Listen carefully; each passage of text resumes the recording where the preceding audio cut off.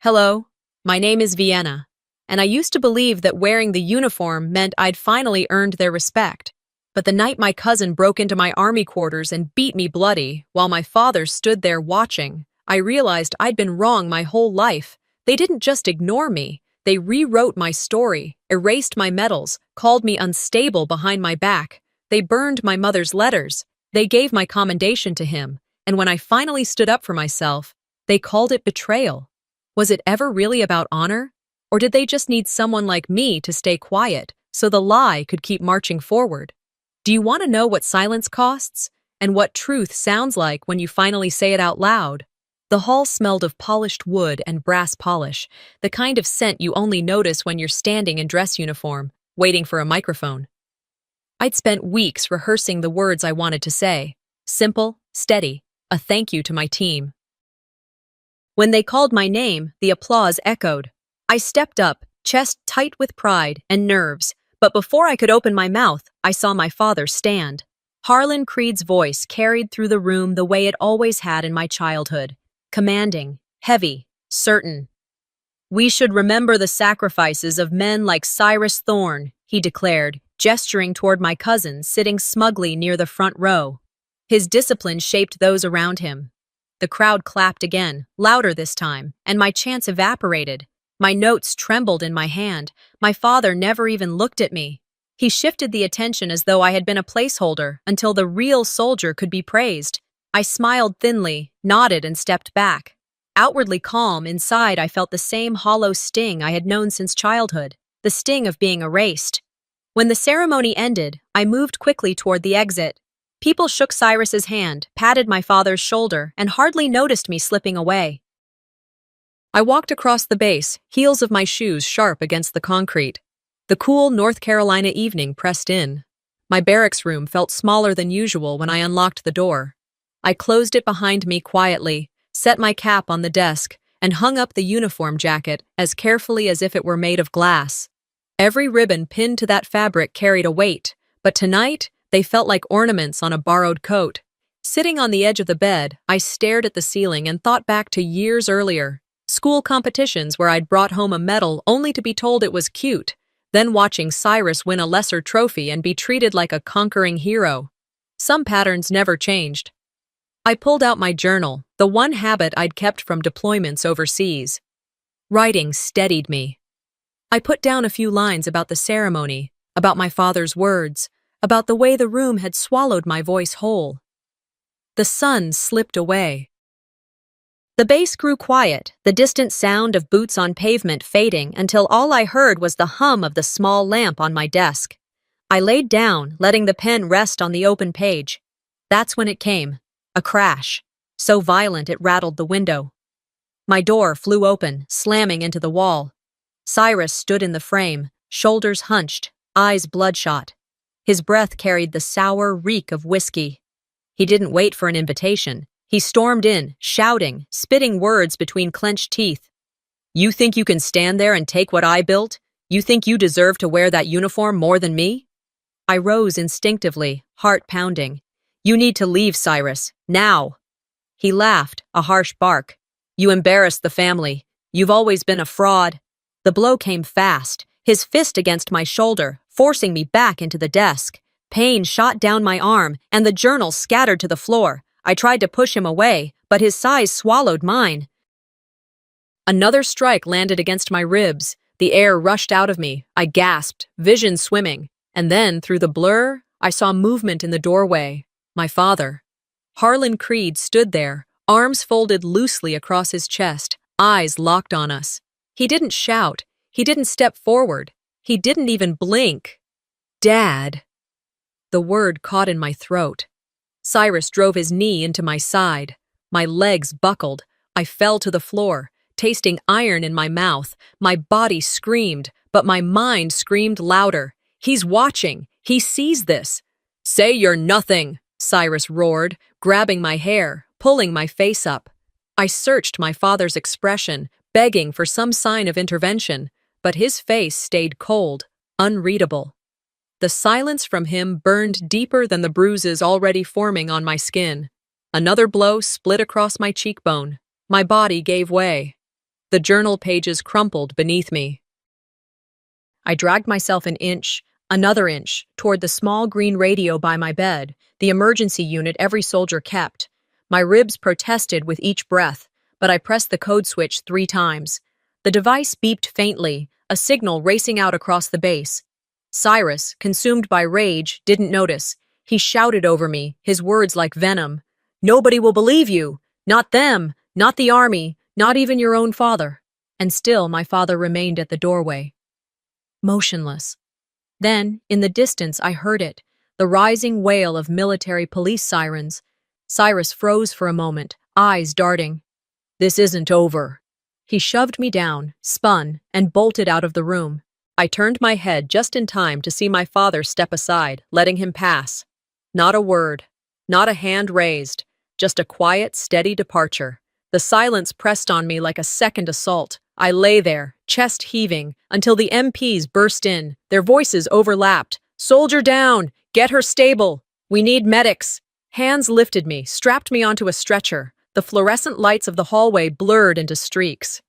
I felt cold steel beneath me, the weight of bandages being wrapped, but the only thought I could hold on to was simple, sharp, unrelenting. He saw it. He saw everything. And he turned away. I closed my eyes, not from exhaustion, but from disbelief. Blood, bruises, broken bones, none of it hurt as much as the truth of that moment. If that wasn't enough for him to step in, what would ever be? I wasn't ready to fight back then. But I am now. I opened my eyes to the soft rhythm of beeping monitors and the sterile scent of antiseptic. The ceiling was pale, colorless, like the voice I'd used during deployment debriefs, flat, professional, void of anything human. My arm throbbed beneath the weight of a thick sling, and when I tried to shift, a sharp ache shot through my ribs, reminding me that the night hadn't been a dream. But it wasn't the pain that settled hardest. It was the echo of silence, my father's silence. He stood there. He saw Cyrus break me, and he chose nothing. I blinked slowly, adjusting to the fluorescent light above. A nurse came in, glanced at my vitals, then offered the kind of practiced smile reserved for those who knew too much to ask questions. "You're stable," she said softly. "The MPs filed an initial report. You'll be briefed later today." I nodded once, barely. She placed a white envelope on the tray beside me before stepping out. No return address, no emblem. Just my name, scrawled in ink that looked like it belonged to a legal office rather than a hospital. I didn't open it right away. My hand hovered, uncertain if I was strong enough to read what I already suspected. I reached for it anyway. The letter was clinical, cold. Notice of temporary suspension pending psychological evaluation. The justification? Recent indications of emotional instability and questionable field conduct. My heart pounded louder than any battlefield explosion I'd ever heard. At the bottom, under supporting statements, was my father's name. I dropped the paper. He hadn't just stood by. He'd added his name to the lie. I sat frozen for a long time, letting the silence fill in the blanks. I didn't cry. That kind of reaction would have made the report feel more accurate. Instead, I stared at the wall across from me, trying to recall the last time I believed my father had my back. And then my phone lit up. A message from my cousin Marcy, quickly retracted. But not before I saw the preview, a screenshot from a family group chat I hadn't been part of in years. My stomach twisted as I opened it. The thread wasn't long, but every word sliced deeper than the last. She always had a flair for drama. Maybe she hid herself. Wouldn't be the first time she exaggerated. She's unstable, like her mother was. And then I saw it. A thumbs up emoji from my father. Not even a sentence. Just a symbol that said everything. I stared at the screen until it blurred. It wasn't the insult that stung. It was the confirmation. What I feared was true. He never believed me. He never even tried. My hand shook as I held the phone, thumb hovering over the call icon next to his name. I pressed it. One ring. I hung up. Whatever part of me had still hoped for an explanation, a confrontation, even a cowardly excuse, it died in that second. I lay back, trying to breathe evenly despite the pressure in my chest. Not from the broken ribs, but from the truth finally settling in. A knock interrupted the spiral. A nurse stepped in. "You have 5 minutes if you're feeling up to it. Legal wants to confirm your version of events." My version. I wanted to laugh. There was the truth, and then there were the narratives people build to protect themselves. And my father, he was a master builder. I didn't speak much during the interview, just the basics, facts, times, locations, no opinions, no emotion. After they left, I scrolled through old photos on my phone. Not of war zones or medals, but of a much younger me. ROTC competition, first in the region. I still remembered the smell of cut grass and sunblock. I'd stood there with my ribbon, scanning the crowd for my father's face. He never came. Said he had work. Said it wasn't a big deal. It always wasn't a big deal when it was me. Later that evening, a nurse brought me some fresh water and checked my vitals again. Her badge read Carla. She was older than most of the staff, kind eyes, firm hands. "You're quiet," she said. "You sure you don't want to talk to someone?" I looked at her. "I don't need a therapist. I need a record that doesn't get edited." She paused, lips pressed. "That's fair." She stood to leave but then turned back. "If you change your mind, the chaplain comes by Tuesdays." I didn't answer. That night, as the base quieted outside the medical wing and the hallway lights dimmed, I turned toward the window and stared at the shadows moving across the pavement. I knew what was coming. The family spin, the reputation management, the half-truths dressed up as honor. Cyrus wouldn't be punished. My father would be praised for trying to contain the fallout. And me? I'd be the soldier who cracked, the woman too fragile to handle pressure, the one with emotional instability. Unless I fought back, not with fists. That wasn't my way. I needed documentation. I needed proof. I needed allies who wouldn't flinch when it got ugly. A nurse stopped in briefly to check my IV. She looked tired, but kind. I asked her quietly, "Do you know who took my uniform after the MPs brought me in?" She nodded. "Security has it logged." "Why?" I didn't answer, but I knew what I was looking for. The emergency beacon on my belt. The one I hit before I passed out. If it still worked, it would have a timestamp. It would show I was under attack, that I tried to call for help, that I wasn't unstable, I was targeted. In the quiet, I tapped open my notes app and typed a single sentence. "They're writing their version." But I'll write mine. The words still echoed in my head as I watched the sky outside the hospital window shift from soft gray to the deep blue of early dawn. I wasn't ready to fight back then, but I am now. Saying it to myself gave me just enough oxygen to stay afloat, but meaning it, that was going to take more. The IV beeped softly beside me. I hadn't slept. Every time I closed my eyes, the room would transform, walls melting into memories I'd buried so deep, even I'd forgotten where they started, but not anymore. That morning, as the halls outside began to buzz with nurses changing shifts and carts rolling over linoleum, I leaned back into my pillow and let it happen. I let the memories rise like floodwater. The first time I knew something wasn't right, I was 10. I'd spent the better part of a Saturday afternoon trying to glue the wings of a model airplane without letting the propeller droop. My fingers were sticky, my bangs kept falling into my face. But I didn't care. I wanted my dad to see it. I wanted him to be proud. Harlan Creed sat at the table, thumbing through a military magazine, half listening. When I walked over and held out the plane with a hopeful smile, he barely glanced up. "You bent the rudder," he muttered. "I can fix it." He shook his head, sighing like I'd handed him a broken promise instead of a plastic model. "You're clumsy, just like your mother." Then he called Cyrus over, my cousin, 2 years older, always visiting, always treated like more than just family. Dad handed the plane to him like passing a torch. "Show her how it's done." Cyrus smirked, puffed up a little, and took it from me without a word. From that day forward, I started keeping my victories to myself. When I made the drill team in 8th grade, I didn't tell anyone. When I placed first in our regional ROTC meet, I left the trophy on my bedroom shelf. It collected dust next to the framed picture of my father pinning a ribbon on Cyrus's chest at a high school banquet. I wasn't in the photo. I wasn't even invited. Cyrus always wore the uniform like it was designed for him. Me? I wore it like armor. I remember one family barbecue, right after we both started basic. Cyrus showed up in full ROTC gear, polished to the point of blinding. My dad couldn't stop talking about him, his leadership, his posture, the way he carried Creed blood with honor. I was in uniform too, not that anyone noticed. Not bad for a girl, someone muttered behind me as I reached for a soda. I didn't turn to see who said it. It could have been any of them. It didn't matter. What I do remember is the way my father clapped Cyrus on the back and said, "This one, he's going to make the family proud." Funny how some words stick harder than bruises.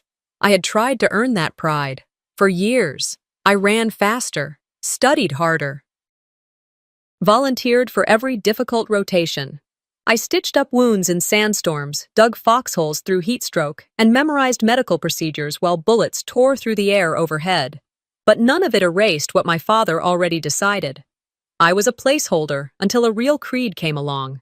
It wasn't until our first overseas deployment that things started to shift. Cyrus had been assigned to lead a field exercise. Nothing major, just basic patrol formation and evac simulation. But he panicked. A loud crack from nearby sent him diving for cover, leaving half the unit exposed and 2 new recruits without direction. One of them fell, dislocating his shoulder and breaking 2 ribs on the way down. The other froze, unable to move. I was nearby, not even part of that unit, just off shift. But I saw it. I rushed over, redirected the rest of the team, secured the perimeter, and started triage right there in the dust. No time to wait. I relocated the dislocation, stabilized the ribs, and ordered the medevac myself. We filed our reports. Mine was clinical, exact. I noted every misstep, not out of spite, but because that's what the record demanded. The next day, I got called into the base commander's tent. "You don't need to name names," he said, looking directly at me. "You can reword the report." I remember blinking. "Sir?" He leaned back, laced his fingers together. "We don't want to destroy anyone's career over one bad call. Family reputation, you know. Let's protect each other." I knew what he was saying. Cyrus's name never made it into the final document, but my actions did, sort of. When the quarterly commendation list came out, there was my name, one line. Exemplary response under pressure. No story, no detail, no truth.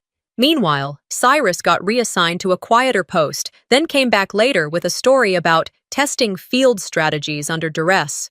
No one questioned it. Why would they? That was the moment I stopped believing in the idea of fairness in uniform. Now, lying in the hospital bed, that old frustration crawled back under my skin like a thorn. I grabbed my tablet and opened my personnel file. I scrolled until I found the field report from that deployment, the one I had written myself. It was different, sanitized, shortened. The names were gone. The incident condensed into 3 sentences, ending with a vague, team response successful. My name was mentioned once, as one of multiple responders. They'd edited me out of my own history. I set the tablet down and let my hand rest on my stomach, breathing through the ache in my ribs. They'd been rewriting my story since I was 10.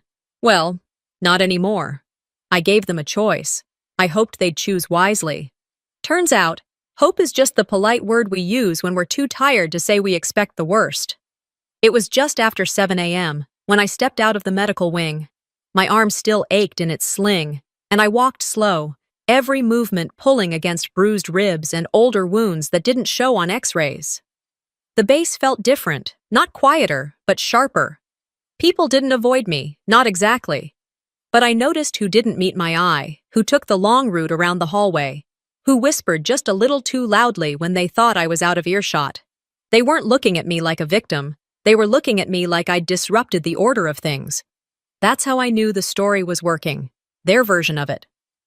Around mid-morning, I stopped in the base's common area, not because I had business there, but because it gave me line of sight on faces. Not names, not titles, just reactions. I sat in a corner booth with a lukewarm cup of coffee, letting my fingers tap quietly against the ceramic. The tension sat in my shoulders like sandbags. Then, Diego walked in. He was barely 20, skinny, too polite for his own good. We'd crossed paths a few times on base, mostly during training runs. He was the type who always said ma'am, even when you asked him not to. He looked around like he was expecting someone, then spotted me. He didn't wave, just walked over, hands deep in his pockets, jaw tight. "You didn't get this from me," he said quietly, and slipped a flash drive onto the table. I didn't move to touch it right away. "What is it?" I asked. He didn't look at me. "Just listen to it when you're alone." Before I could respond, he turned and walked out like he'd forgotten something. That night after dinner, I returned to my room. The lights stayed low. I sat on the edge of the bed, plugged the drive into my tablet, and pressed play. At first, it was static, gritty, uneven. Then came voices, male, aggressive. "You don't get to wear that uniform like it means something." That was Cyrus. I'd know that voice anywhere. A pause. More shuffling. Then another voice. My father.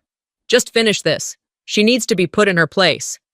That sentence, simple, calm, spoken like someone ordering coffee, hit me harder than any punch. I froze. Every part of me wanted to stop the recording, throw the tablet across the room, scream. But I didn't. I listened, all the way through. The file was only a few minutes long, mostly noise and fragments, but those words, they were enough. My father's voice confirming what I already knew, but still hadn't dared to accept. This wasn't just about Cyrus, it was never just him. I closed the file and backed it up in 3 different places, just in case. The next day, Dorian Lex asked to meet. He'd sent a message through secure base chat, not the kind of guy to be careless. We met at a small cafe just outside the South Gate, one of those quiet places where locals pretended not to notice soldiers. He was already there when I arrived, sipping on something too strong to be regular coffee. He didn't rise when I sat down, just looked at me with eyes that had seen too much. "I'm assuming this isn't a social visit," I said. "No," he replied. "And you're not safe here." I folded my hands, letting them rest on the table. "Because I got beat up in my own barracks and the report says I imagined it?" Dorian's jaw tightened. "There's pressure from above. They want this wrapped up. Personal dispute, no charges, no noise." "They?" "Officers with stars, ones who still believe family reputation matters more than truth." He hesitated. "They told me to keep my mouth shut." "And?" "I'm not going to." We sat in silence for a moment. Outside the window, a pair of teenagers argued over a soda machine. It reminded me of how far away normal life had drifted. "Vienna," he said finally, "they're not afraid of your story. They're afraid someone will believe it." I nodded once. "Then let's make sure someone does." That night, I went back to my quarters and sat on the floor, surrounded by boxes I hadn't opened in years. I dug through every deployment journal, field report, email archive, and backup hard drive I had. Every misstep that got buried, every commendation that got redirected, every silence I let slide. I cataloged them, one by one. They wanted me to disappear. But if I did, I'd leave behind a map. I pulled out the tablet and opened a new email draft. No recipient, just a message. "If you're reading this, it means they succeeded in stopping me. So start here." Attached were 3 files, 1 copy of the audio, 1 backup of my suppressed report, and 1 spreadsheet listing every date I had documented abuse, neglect, or manipulation from either Cyrus or Harlan Creed. I encrypted the email, saved it to 3 cloud accounts, and wrote the password down in a journal only 2 people in the world knew existed: my mother and me. My hand hovered over the keyboard. I wanted to write more, explain everything, apologize for not doing this sooner, but I didn't. I wrote 1 line. "If I disappear, start with this." Then I hit save. I made my move. They didn't hesitate to make theirs. It started subtle, as these things always do. Looks exchanged across briefing tables. A laugh cut too short when I entered a room. Files I requested mysteriously delayed. A weight built slowly behind every door I opened, like the air had thickened just enough to remind me I was no longer welcome in the spaces I'd once earned. But I expected it. What I didn't expect came later that week when I walked past the Hall of Commendations on the eastern wing of the base headquarters. I wasn't heading there for any particular reason, just taking a longer path to the PX to clear my head. My breath caught mid-step when I saw it. A new photo had been framed. The golden trim caught the light perfectly, highlighting Cyrus's smug face, frozen in a pose that mimicked humility. He stood before a general, being handed a medal I recognized in an instant, because it had been mine. The commendation was for Extraordinary Triage Under Hostile Conditions, Syria, 2019. The report was vague, but I didn't need to read the full plaque to know what it referenced. The day we lost contact with the second unit, the explosion, the collapsed field post, the bleeding soldier I pulled out with my own hands while enemy fire echoed in the distance. That mission had nearly cost me the use of my left wrist. My knuckles had bled raw through the gloves. I hadn't slept for 36 hours afterward. And now the man who had panicked and disappeared halfway through the evacuation was standing on that wall like he'd bled for the cause. It was like watching a stranger live your life better than you. I turned sharply and made my way to the base archivist's office. The assistant on duty, a young corporal with tired eyes and too many pens in his shirt pocket, looked up as I entered. "Can I help you, Lieutenant?" "I need to see the commendation paperwork filed for Staff Sergeant Cyrus Thorne," I said, calm but firm. He hesitated. "That might require clearance. I was the medic on that mission. I'll wait while you check." He nodded and disappeared into the back. It took him 10 minutes to return, holding a thin file. "Here you go, ma'am," he said, already regretting it. I flipped through the papers. My name wasn't in the report, not once. "What about the triage notes?" I asked. "There were none submitted," he replied, fidgeting with his pen. "Who filed this version?" He glanced at the final page. "Says H. Creed signed off on verification." My breath left my body in one long, low exhale. I didn't yell. I didn't throw the folder. I simply nodded, closed the file, and handed it back. "Thank you," I said, and walked out. By that afternoon, I'd received an invite to a private memorial gathering for fallen medics. It wasn't public, wasn't mandatory, just something informal the base chaplain put together annually.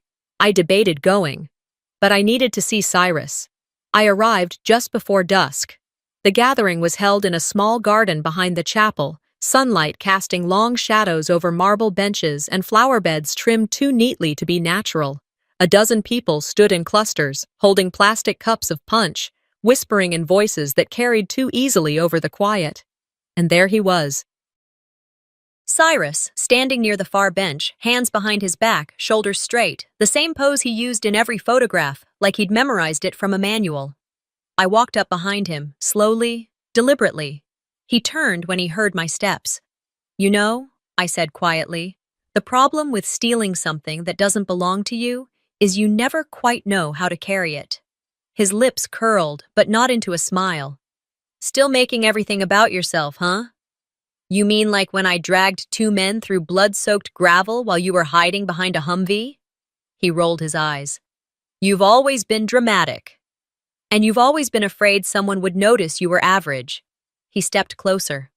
"Look around, Vienna. Nobody cares about who did what anymore. They care about the version that makes sense. And I make sense." I tilted my head slightly. "You think history is just who tells the story loudest?" "No. It's who tells it first." I leaned in, close enough that he flinched. "You can lie to them all you want, but you know who saved those men, and so do I." He shrugged.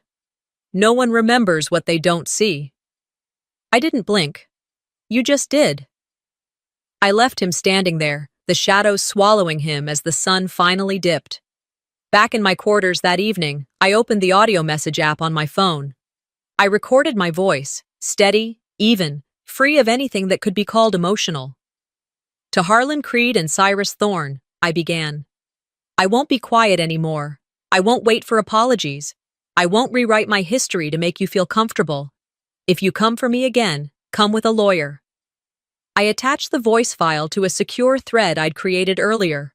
one that also contained copies of the altered commendation reports and photos of the original triage wounds taken the day after Syria. They wanted a fight. They were going to get one. The message showed as read within minutes. No reply came, but that was enough. I closed the laptop and let myself feel something new. Not grief, not rage, but clarity. Let them feel what it's like to be watched. I made my move. They didn't hesitate to make theirs. The news clip aired at 6:43 p.m., right in between local sports and the weather forecast. Subtle placement if you wanted just the right people to catch it without looking like you were pushing an agenda. A calculated whisper, not a shout. I had just returned to my room from the conference, still in uniform, my badge for the regional military medical event tucked into my chest pocket. My heels were off, and the skin behind my ears ached from the pressure of my hair pulled back too tightly all day. I didn't even know the interview was coming. The anchor's voice caught my attention mid-sentence. Accusations made anonymously, threatening the careers of decorated military personnel. And then came his face.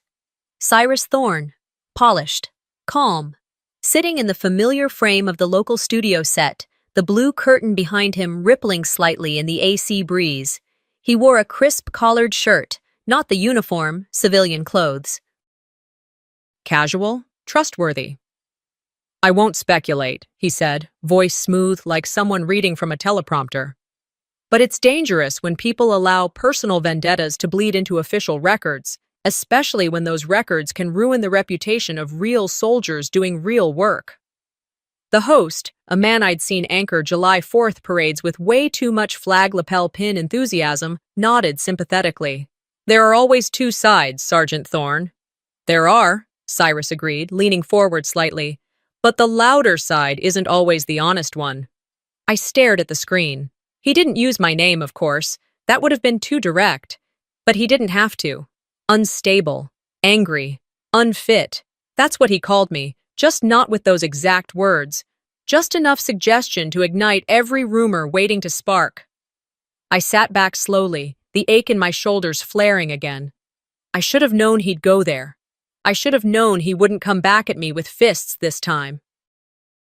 Now it was image against image, narrative against narrative. I didn't cry. I didn't throw anything. I turned the television off and let the silence fill the room again. Then I got to work. I didn't fight back publicly. That wasn't the play. Not yet. Instead, I opened a private, encrypted thread I'd started the week prior. A quiet conversation with a network of women I'd met during deployments, in hospitals, in after-action reports, medics, intelligence officers, military spouses, some retired, some still active. Each one of them had a story. None of them had felt safe enough to tell it, not where it counted. Until now, I spent the next 4 hours typing. I didn't write mine first. I started with theirs. I removed names, sanitized dates, altered ranks just enough to protect identities, but not enough to make them unrecognizable to the right eyes. Assault, intimidation, gaslighting, paperwork, errors, transferred complaints, promotion blocks. Injuries rewritten as accidents. It was a language of silence, and we all spoke it fluently. Then, when the file was long enough, when it looked more like a pattern than a collection of isolated events, I added my piece. Just a few paragraphs. Clean, controlled, no adjectives, no bitterness, just data, time, place, action. I labeled it Field Notes, Internal. And then I sent it to a reporter I trusted from a national military watchdog group. We'd crossed paths once during a press briefing overseas. She was sharp, soft-spoken, the kind who listened more than she talked. The message was short. No names, just read, then decide. She responded an hour later. "This is bigger than you think." I shut my laptop and leaned back, my body finally catching up to the weight of the last 3 weeks. In the morning, the anonymous story ran on their site, buried deep enough to avoid notice, but placed smartly for those who knew where to look. It didn't explode. It didn't go viral. But it started a tremor. 2 more women added stories in the comments section, then 5. Then one post was shared to a private forum for female veterans. The conversation had started.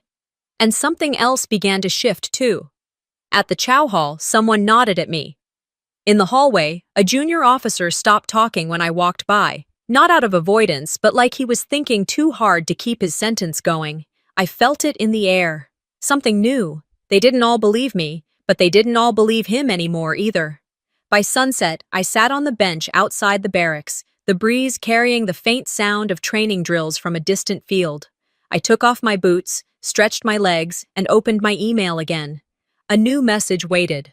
From the reporter. Subject line, "If you want to go on record, I'm ready." No pressure, no push, just the door held open, waiting. I looked across the grass to where the memorial stone sat, names carved deep. I thought of the men I'd carried, the ones who couldn't speak anymore. I thought of my mother's voice, soft in memory, saying, "Don't fight to be heard, fight to be remembered right." Then I looked down at my uniform, not the one I'd worn when they pinned the ribbon on me, or the one they stole the credit from, but the one I'd rebuilt, stitched buttons, repressed patches, name tag replaced after it was misplaced during the hospital transfer. It wasn't about vengeance anymore. This was something else. The silence that once broke me will now be my weapon. By the time I stepped out of the courthouse, the heat of the midday sun hit me like it had been waiting to confront me too. The press had gathered near the steps, not in waves, but just enough to make my breath hitch. A few microphones extended toward me, blinking red with record lights. I didn't say a word, just looked straight ahead and kept walking. What could I have said that hadn't already been twisted before? The moment I passed through the glass doors, I knew I was past the point of return. Filing charges meant every word, every bruise, every gap in my father's silence was now on record. No longer private, no longer controllable.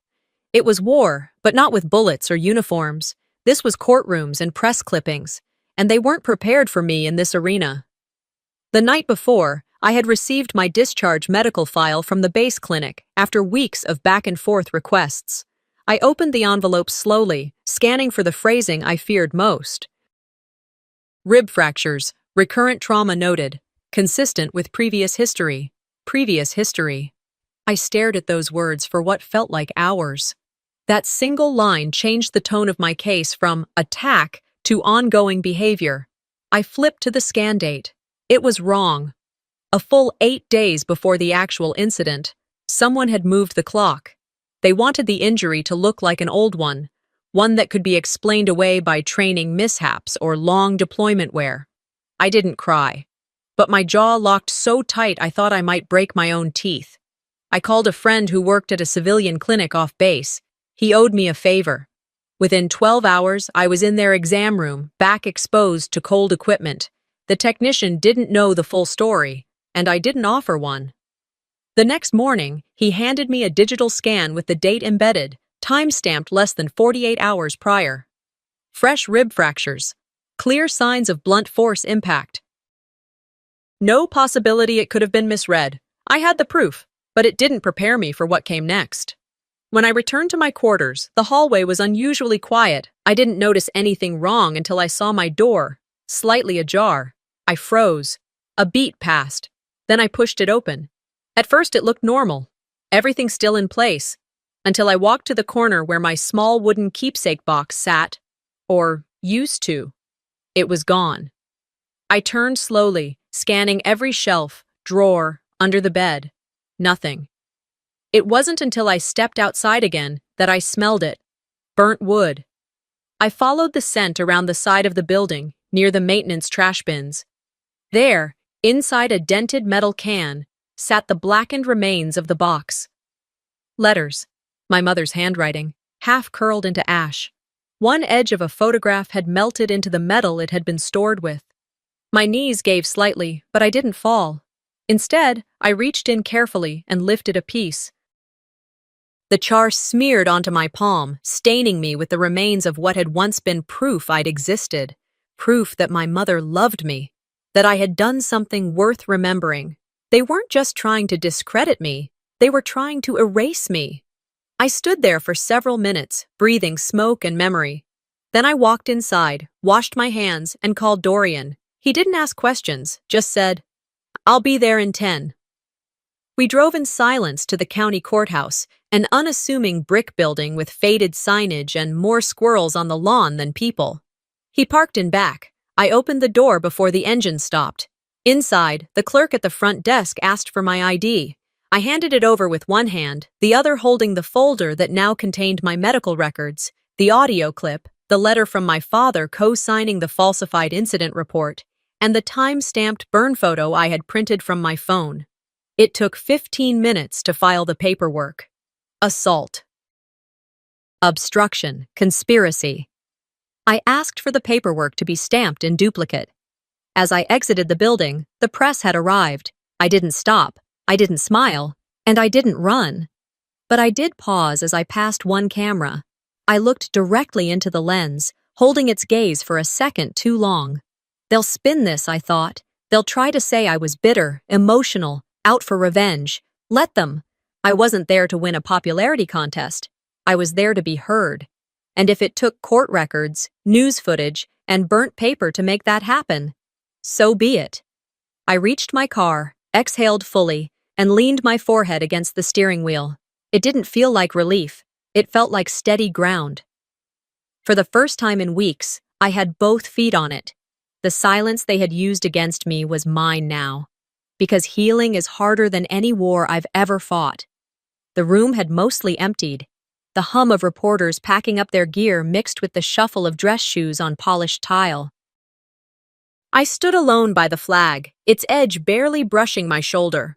For a moment, the quiet felt heavier than the courtroom noise ever had. The verdict was final. Cyrus, guilty on all counts, aggravated assault, conspiracy, falsification of military records, 15 years, no parole recommendation, stripped of rank, awards rescinded, name scrubbed from base honors.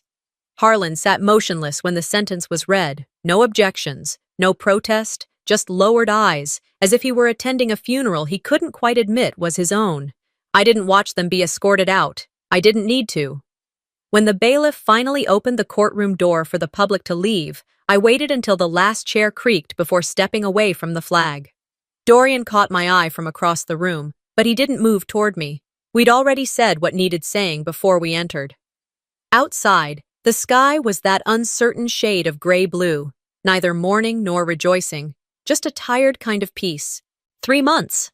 That's how long it had taken from the moment I pressed that emergency beacon in my quarters to this day, a season of gathering, fighting, and refusing to shrink. 3 months of watching old allies retreat, new ones surface, and learning to carry the silence differently, not as shame, but as armor. The night before the final hearing, I'd sat alone with a small steel box. Inside it, the metal that had once been mine, then his, then broken, then mine again. The original engraving had been scratched out, the new one re-etched with careful precision. It read, "Reforged, not replaced." When they called me to testify, I wore it around my neck, not for the judge, not for the cameras, but for the girl I used to be, the one who thought being quiet made you good and being obedient made you loved. I kept my answers measured on the stand. When asked to confirm my father's identity, I spoke clearly, yes, and I no longer call him mine. You could feel the air shift. A quiet ripple, as if the walls themselves needed a second to absorb it. When the prosecutor asked if I had anything more to say, I opened the box and held up the medal. "Some things break," I said to the jury. "Others, we reforge. That's who I am." Afterward, one of the press officers muttered, "That was a headline before the ink dried." I didn't care. Let them write what they needed to write. I'd already written mine. The real moment came later, in a hallway outside the courtroom. A woman I didn't recognize approached me. Civilian clothes, no badge, carrying a child on her hip. She didn't introduce herself. She just said, "Thank you," and then added, "He did the same to me, but I couldn't say it." I nodded once. She didn't need to explain. We all have ghosts. Mine just wore uniforms. Back at my apartment that night, I stood in front of the mirror with my blazer still on, collar slightly turned. I hadn't eaten all day. My hands were still shaking, not from fear, but from the aftershock of standing up for yourself when the world expects you to fold. There was no celebration, no cake, no congratulations party, just a voicemail from my lawyer. a long silence from my father's side of the family, and a new file sitting on my desk, the official copy of the court decision. It didn't feel like triumph, it felt like cleanup. Later, I took out a pen and wrote on the back of the envelope, "Justice is only the beginning." I didn't want revenge. I wanted air, space to breathe in a world where I didn't have to apologize for taking up space. The next morning, I woke up early. I dressed in civilian clothes. Neutral, simple. I pinned the reforged metal to the inside of my coat, not where anyone could see it, but close enough that I could feel the weight against my chest. At the Veterans Center downtown, I met with the new program director. She'd read my story online, seen the interview I reluctantly agreed to give after the trial. "I think we can use your voice," she said. "Women in uniform need somewhere safe to land." We spoke for over an hour. When I left, I had 3 folders in hand and the first draft of a workshop schedule saved to my inbox. On the way home, I passed the base gate for the first time without needing to enter. I slowed the car, glanced at the checkpoint, then drove on. No bitterness, just distance. As I reached the corner of my street, I pulled over, stepped out, and walked toward the park. It wasn't crowded, just a few kids playing, an older man walking his dog. The flagpole near the entrance flapped softly. I stood there, watching it move, then whispered, "Justice isn't the end. It's just the beginning." For a second, I felt the sun break through the clouds, because healing is harder than any war I've ever fought. 6 months had passed since the verdict, and every morning since then, I woke up in a bed that belonged to no one but me. No bunk above, no inspection-ready sheets, no buzzing alarms telling me when to eat or move or report. Just light coming in through linen curtains, the scent of black coffee from the kitchen, and the quiet hum of a life being rebuilt. That morning, I stood in front of the same window where my uniform now hung, not as a symbol of burden, but as a memory, clean, pressed, whole. It swayed slightly from the ceiling fan's breeze, just enough to remind me it was still mine, even if I no longer needed to wear it every day. The house was modest, just enough space for silence to feel sacred instead of suffocating. I'd bought it just outside Fayetteville, close enough to feel tethered to the place that had shaped me, but far enough to choose who had access to my door. I was sorting through the last box of my mother's things when I found it. The envelope was unmarked except for my name in her handwriting. Delilah's cursive, always slanted, always slightly too tight, as if even her penmanship had learned restraint. I stared at it for several seconds, then sat down on the floor, back against the wall, and opened it slowly. The letter was brief. "If you're reading this, it means your father never changed, but you must. Speak when I couldn't. Your voice is your inheritance, Vienna." I read it 3 times before setting it down in my lap. There were no apologies in her words, no explanations for the years she remained quiet, no justifications for the nights she chose stillness over protection. Just a simple passing of the torch. A mother's final instruction. I cried then, not because of pain, but because something finally released in me. Like a knot that had been tied so tightly for so long had finally, mercifully, come undone. 2 days later, I received a package in the mail. It had no return address, but I recognized the handwriting on the label, my former commanding officer.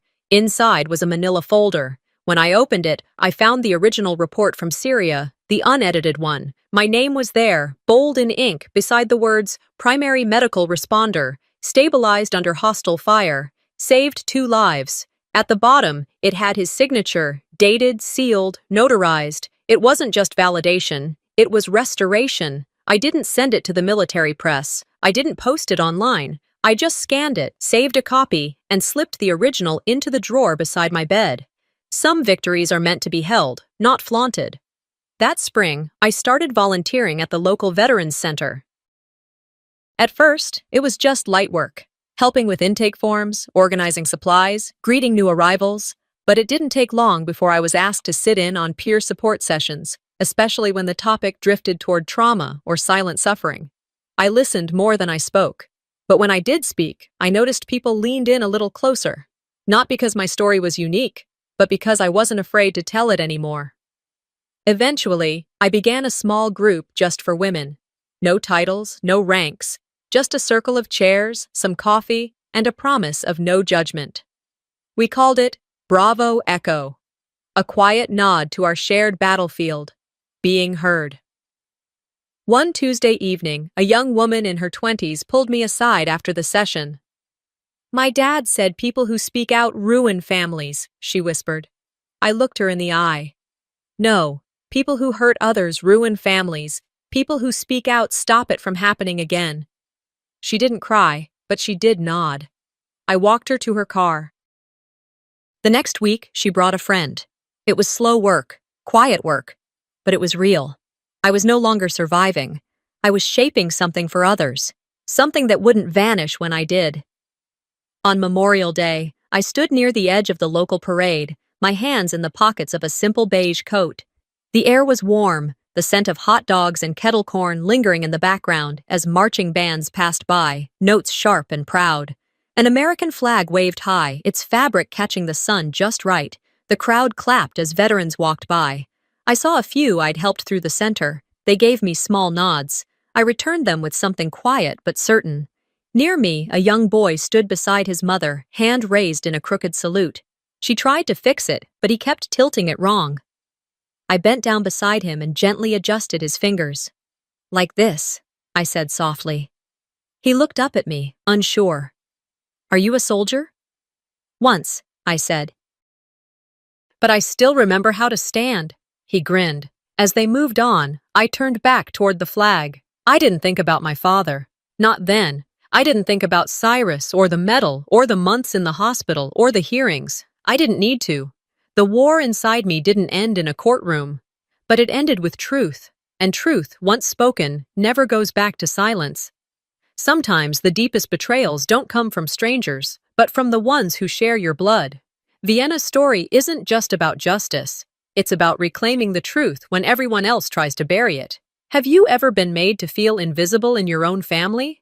What would you have done in her place? If this story moved you, don't forget to like, comment, and share your thoughts below. And make sure to subscribe to the channel, because the next story might speak right to your heart.